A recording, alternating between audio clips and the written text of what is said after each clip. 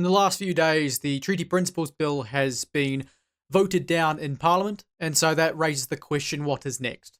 As many of you may feel, it's very important that we use this opportunity with a centre-right government in power to push back against the creep of this radical separatist ideology, which the Green Party subscribes to. That's a Party Māori, more so than anyone else subscribes to. And that's Labour ever more concerningly subscribing to. I recall back to the debates in the House on the day that the bill was voted down, and one particular Labour member of Parliament was quite clear with her view on the bill, with her view on this entire issue.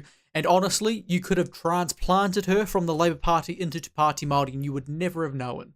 That's just how radical the Māori caucus within the Labour Party have become, and why we need to ensure that whatever happens next, we do what we can to prevent a future Labour government coming in and implementing what can only be described as inherently racist and separatist policy, which leads us as a country down a very dark path that, frankly, none of us should really want to see at all. So it baffles me, absolutely baffles me, that the likes of Labour and the Greens are behind this at all, but unfortunately they are. So what is next? What is next is very much in the hands of New Zealand First and National right now. New Zealand First and National in the coalition agreement committed to each other that they would go into a review. And so I'll quickly bring that up on screen for us now. In the coalition agreement, under their equal citizenship section, if we come down to here, they had the commitment to conduct a comprehensive review of all legislation except when it is related to or substantive to existing full and final treaty settlements. That includes the principles of the Treaty of Waitangi, and replace all such references with specific words relating to the relevance and application of the treaty, or repeal the references. Now, this is actually very similar to the Treaty Principles Bill, but rather than codifying actual principles or recognizing actual principles in law, we would be removing them from law and just using the treaty itself as the basis for our legislation, not allowing the judiciary to make up principles and force us to view these things in a particular way when making legislation and assessing policy in a range of different areas in government departments and so on. Some people may take issue with the except when it is related to or substantive to existing full and final treaty settlements.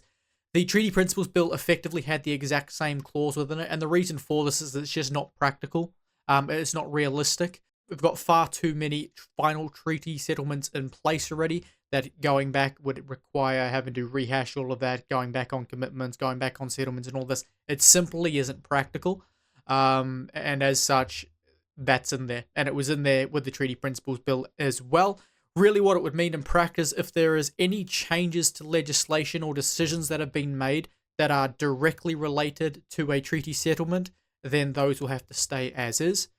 Obviously it's not ideal, but we're in a position where we've allowed this to go on for so long, it's at a point of no return in some respects. There are things that we can do to prevent it going further, but there are some things that have happened which are just going to be stuck that way, and we just have to deal with it. We can make the best of what we have.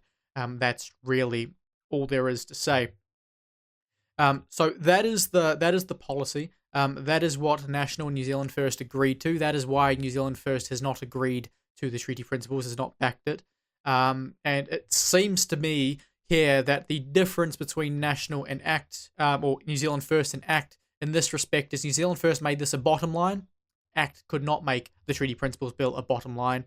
And so New Zealand First have got their way. ACT vote most certainly have not. Now, I'd be interested to hear what your preference is. But for me, I'm someone who believes in justice, what's right, with respect to how our law looks. And I would much rather we don't have principles in our law because there isn't supposed to be any, and go down this pathway. However, there are a few concerns I have with it, which I will raise. But we're going to switch over now to an article done back in October by Newsroom into this proposal, because they have been working on it for a while. It's not something that's just starting now, but they haven't been able to really push forward with it until the Treaty Principles Bill was voted down. So yeah, this was done by Newsroom, Laura Walters, and it talks primarily to Paul Goldsmith, who's basically front man on this entire thing, which is part of the thing that concerns me. National's involvement with this is a bit too heavy for my liking, and there are a few things that I need to see from New Zealand First and even from ACT if we're going to get the best possible result out of this that we possibly can. And so we'll go into that as we go through this. So it's talking about how the government's to change or remove Treaty of Waitangi provisions in 28 laws. Now, off the bat, this 28 laws needs to be expanded. It needs to be far more than 28 laws. And at the very least, it needs to be these 28 laws and then a new piece of legislation which covers all of the others, or at least makes any references in others void, ineffective. That needs to happen. So the government has identified 28 pieces of legislation dating back to 1986 that will have their Treaty of Waitangi provisions scrutinised with a view to change or repeal the clauses. The NZ First National Coalition Agreement commits the government to conducting a comprehensive review of all legislation, except when it is related to or substantive to existing full and final treaty settlements. That includes the principles of the Treaty of Waitangi. So just so we can clear this up, because I didn't quite go into it before, what this means is that they'll go through legislation that have these references, and whenever it references principles, they will be repealed or replaced with something that accurately reflects the Treaty of Waitangi. So in a way, it's kind of like principles, but not, because it's making it very, very clear that there are no principles, and all we need to do is ensure that what the treaty says is being honoured. And whilst I myself have made the argument that the Principles Bill effectively removed the principles from law because they're just an accurate reflection of the treaty, this is doing the same thing, but without doing that. And this is the more appropriate way to go about it, in my opinion, because the only reason we have these principles is because of the references within our legislation, which the judiciary, our courts and so forth, have decided to utilize in the ways that they have in the last 50 years. So basically reversing things to pre-1975 is kind of what this is intended to do, but it is required, it's contingent on us going the full way. Not half-assing it, not doing 90% of the legislation and leaving a couple important ones, going the full way. And so it's important that New Zealand First National and ACT realise this. The coalition document says the government will replace all such references with specific words relating to the relevance and the application of the treaty, or repeal the references entirely. Because for sure, there's pieces of legislation which it makes sense to reference the treaty, but currently those pieces of legislation have decided to reference principles instead of just the document itself, which is the actual important part, not the principles which courts are then making up. Because the courts right now are essentially looking at a piece of legislation and then making up what the legislation says because principles are there. When if they would look at the same piece of legislation and just see that it's the Treaty of Waitangi, then they would have to base it off what the Treaty of Waitangi says, not the principles that they've invented. And that's the problem. The first treaty provisions clauses appeared in law in 1975, with clauses mentioning Te Tiriti and the Crown's obligations with respect to honouring those principles in dozens of laws. Last month, Cabinet agreed to the scope and purpose of review, confirming the specific 28 laws that will have the treaty provisions changed or scrapped. So I want to reiterate again that it's important that we go beyond this. We don't just focus on the 28 so far, we focus on all of them. Every single one, or find a way to address every single one, even if we don't have to go into every single law individually. Because we have to revert things back to what they were before 1975. We can't half-ass it, otherwise it's pointless. But yeah, so as I was saying before with the treaty settlement, so certain things that have been promised as a result of a treaty settlement, it's too complicated to change that, because you'd have to basically just rip up every single treaty settlement that's ever happened. And we're just not in a position to realistically do that. It's too far gone at this point. While the review came out of NZ First policy, the work is being led by Justice Minister Paul Goldsmith, who told Newsroom there was a habit of forming of just throwing in a treaty reference, a very broad one, in every piece of legislation that was coming along without much thought as to what the actual consequences of that would be or wouldn't be. This is a very good point, and this is why the judiciary has taken it upon themselves to basically dictate what our legislation says, because whenever we have one of these clauses, they've decided, yep, we're the judiciary, we've had this cited to us in a courtroom, that's that. Academia, the same thing. It's like, okay, we need to let's apply this legislation in respect to our area, and we're going to interpret it as we like. These principles, let's focus on the 3Ps and expand from that. But of course, the 3Ps are an ideological invention. They aren't a fair reflection of the Treaty of Waitangi at all. And so all of this is added up over time to create the landscape of which we're in right now, and simply it's not sustainable. It's upholding these views that we are inherently separate peoples, we aren't one, and that we should be treated differently, and we can't go on living like that. Goldsmith talked about making treaty provisions more consistent, clearer, more specific, but this review was likely to lead to some of these clauses being removed from legislation, both retrospectively and when new bills came before Parliament. Last month, NZ First Senior MP Shane Jones told Newsroom, our approach is to strip as many references as possible from the bills where the principal references either don't make any sense, or they need to be clarified, or they're redundant. Jones also said the government would need to decide whether it should be a treaty references abolition bill or whether it should be more forensic. Now, I like this quote here, that they're still that they would still need to decide whether to make it an abolition bill or whether it should be more forensic, meaning going bill by bill, legislation by legislation. I prefer the former. The reason for this is because you could incorporate a lot more in there, you could add a lot more in there.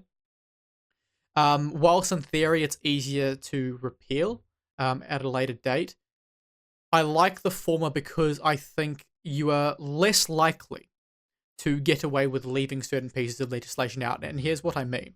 Right now, there are a couple concerns which we'll go into about this proposal. Now, on principle, I still prefer this proposal to the Treaty Principles Bill, but there are a couple concerns which, if everything is done forensically, legislation by legislation, come Select Committee, it's not going to be as easy to hold them accountable. It's not going to be as easy to point out that the Treaty of Waitangi Act needs to be included within these 28 provisions. The State-Owned Enterprises Act needs to be included. Because right now they're not. And this is my concern of National being involved, because I don't think if it was New Zealand First taking front on this, taking point, and being the people in charge primarily of this, that those two things would be excluded already. I mean, arguably the most important bill, or the most important piece of legislation with respect to this issue, has been excluded from the scope as of right now.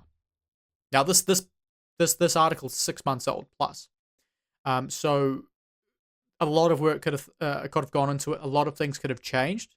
We're still yet to see an updated view of how things are going to go, how they're going to go about implementing it. But if of all of the legislation that they could touch, if the Treaty of Waitangi Act is not one of them, then this is not going to work.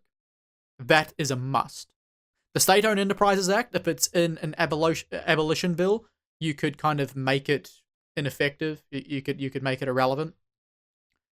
Like, ideally, technically, all you should really do is just create a bill that's pretty much identical to the Treaty of Waitangi Principles Deletion Bill from the Helen Clark era, and they should really just do that. The forensic stuff's fine, but it's not needed. What they could do is actually both. And actually, this is probably the best way to do it if you want to kind of leave things a little bit more in the hands of Parliament and our legislators rather than the judiciary. Because right now, let's say you just deleted all principles. In theory, the judiciary could just come in and say, okay, we're now going to interpret the treaty however we want. By doing both, it allows them to do the following. 1, remove all of those references to principles. And 2, ensure that the judiciary and academia can't then look at our laws and decide to interpret them how they want. By putting in a pretty clear expectation of how these things should be interpreted, how the treaty should be utilized into our legislation, that gives the judiciary, gives academia less wiggle room to mess around with it. And so that's also another concern that you might have. So essentially, abolishing all of those references and then going legislation by legislation where such references, at least references to the treaty itself, may be necessary or may be relevant, and then ensuring it's very, very clear what the judiciary can and cannot do.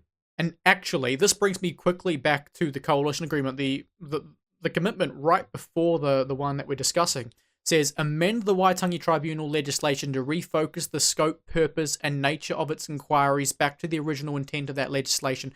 This is very, very important, because this would go hand in hand with what we've just discussed. This would go hand in hand with putting a leash on the Waitangi Tribunal to not be going out of their way to kind of interpret the law in this radical fashion, to manufacture outcomes, to change the scope, as they have been doing, of what they're responsible for, to essentially set up a never-ending grievance business. I mean, Richard Prebble, who you may have heard of, recently resigned from the Waitangi Tribunal, and this was one of the core reasons why, or one of the core things he took issue with in the build-up to his resignation.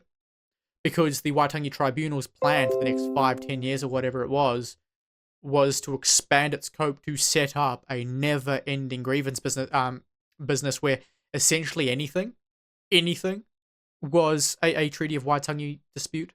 This particular thing is very, very important that it happens in the next 18 months as well. And I think it complements what we're currently discussing nicely on top of that. The government has been heavily criticised for its decision to repeal the provision in the Oranga Tamariki Act obligating the Children's Agency to honour Te Tiriti o Waitangi. And this is a prime example of how the judiciary has spun the legislation that we currently have with references to principles in their favour. Because it says agency to honour Te Tiriti o Waitangi, and then they'll argue that Section 7AA should require that a child in the Oranga Tamariki system is placed with a Māori family, or that they are removed from a loving, a caring, a safe family that isn't Māori and placed in a Māori one because it's culturally appropriate. So they've recently just repealed that, but the argument is that the principles mean that shouldn't have happened in the first place. This is why it went all the way to like the High Court and I think maybe even the Supreme Court. But yeah, it went quite a long way up through our judiciary because it was being argued that the principles made this change unjustified. It made it illegal.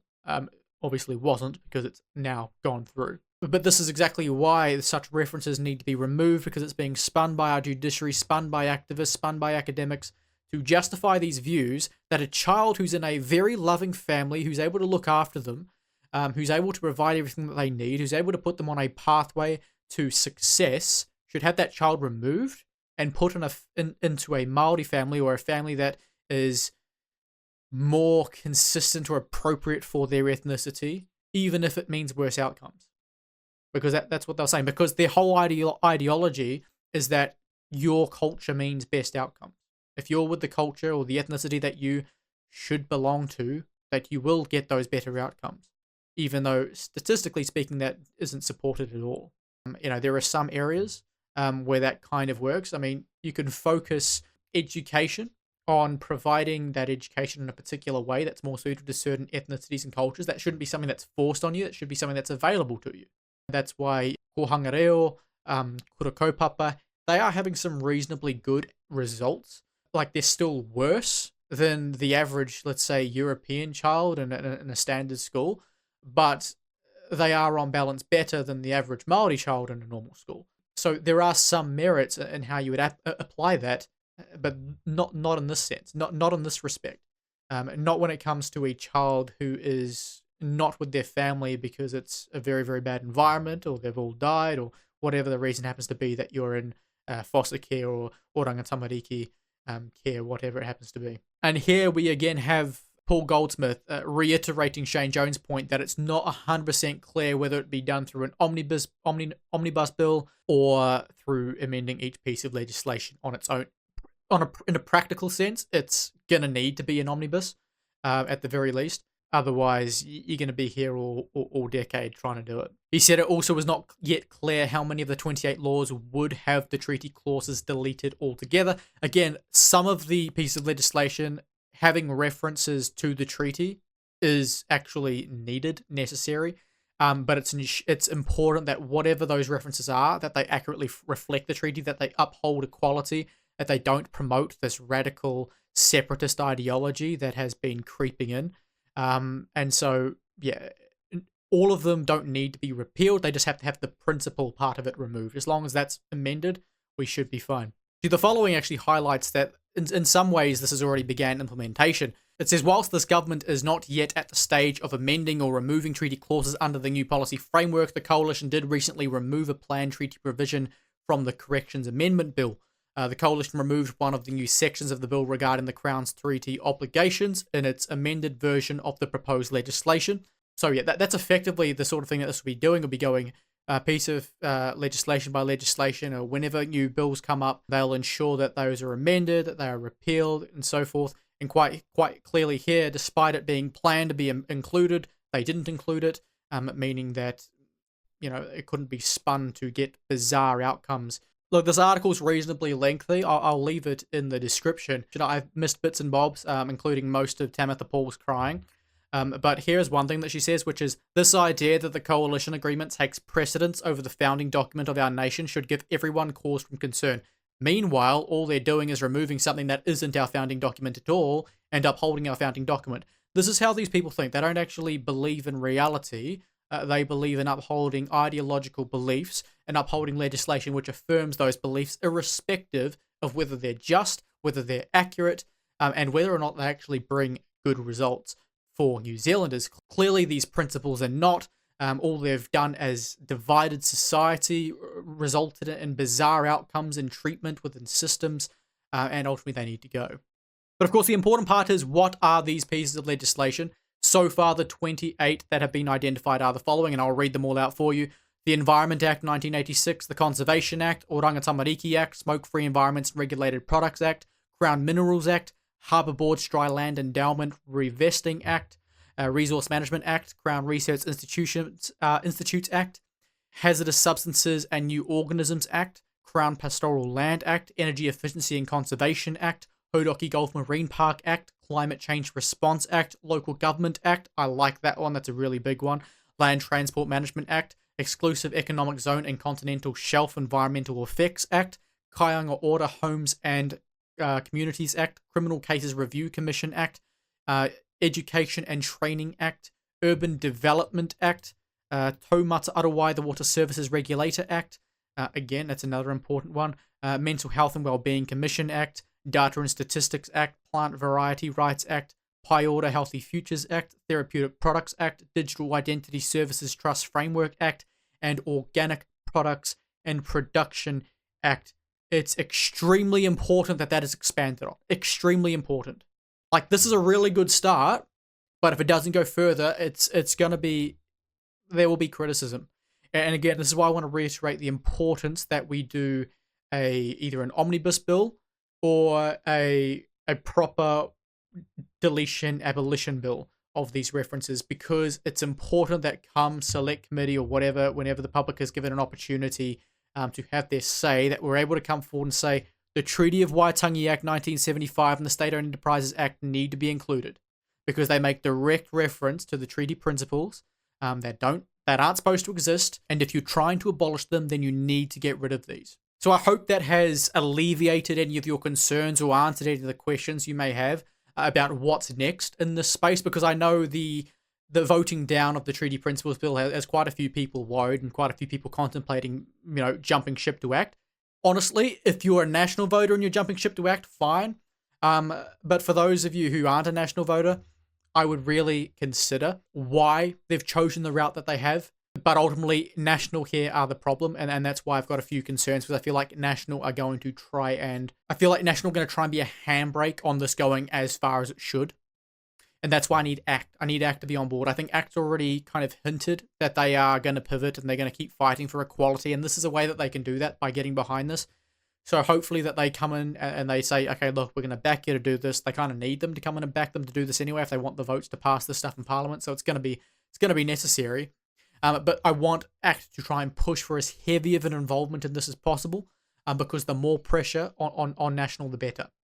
And this is what I mean by, hey, if you're a National voter and you want to jump ship to ACT, fine, because National is not going to benefit you in the long term if this is what your focus is.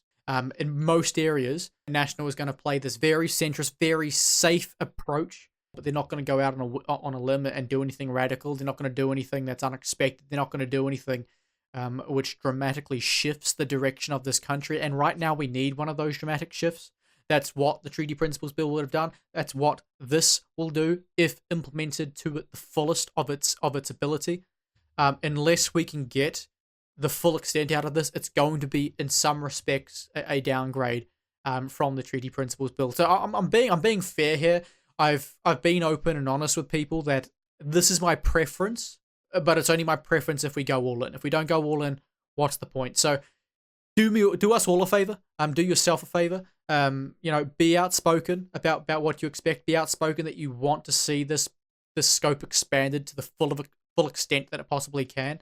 Let your electorate MP know, let your party know, let your neighbours know, let everyone know that they need to go all in on this. Otherwise, there's no point. More so than anything else, we need to ensure that the pressure is put on National not to be a handbrake and to just let it happen, because we need it to happen. If it doesn't happen, then the future is looking more and more bleak by the day, the more that this doesn't happen. So we need to put the power back in the hands of the people, out of the hands of the judiciary, and at least by us having control in most respects of who's in Parliament, we can influence kind of how the treaty is used in our country, and hopefully progress over time towards something that solidifies equality, because that's what we need. Anything short of that is a failure by our politicians, a failure by our government, and is in some ways us failing ourselves. Because if we truly care about getting a certain outcome, we need to put in all of that work. Failure to do so, well, who can you really blame? Before I finish, I just want to give a quick thank you to everyone who's supporting the channel. The channel's grown a lot in the last few days, and especially those who have, actually helped out financially just through a super chat or a donation here. A membership's a great way to do it. I think it's like $4 a month, maybe. It's just there as an option for people if they want to chip in, but I don't really mind. It's all on you. Everything that is on the channel you get for free. However, at the very least with memberships right now, you can get early access to videos, and so that's kind of cool, I guess. I do my best to get them out at least 24 hours before they'll go live to everyone. And right now we've got a couple people, notably Catherine, who are members. And so a very big thank you to you. I do my best to reply as well in the comments where I can. Sometimes it's just hundreds and hundreds of comments. You can't get to them all. But I really, really appreciate all of the growth and all of the support. And of course, if there are specifics around this topic, other topics you need me to cover, I'm more than happy to do my best at that. Obviously, there are things that I'm more informed in than others. But ultimately, I'm just here to give a different perspective to the mainstream narrative nonsense that you have forced down your throats every single day. So thank you all once again. Tune back in. I'll try and get more videos out on a day-to-day basis if I can. If not, have a great one.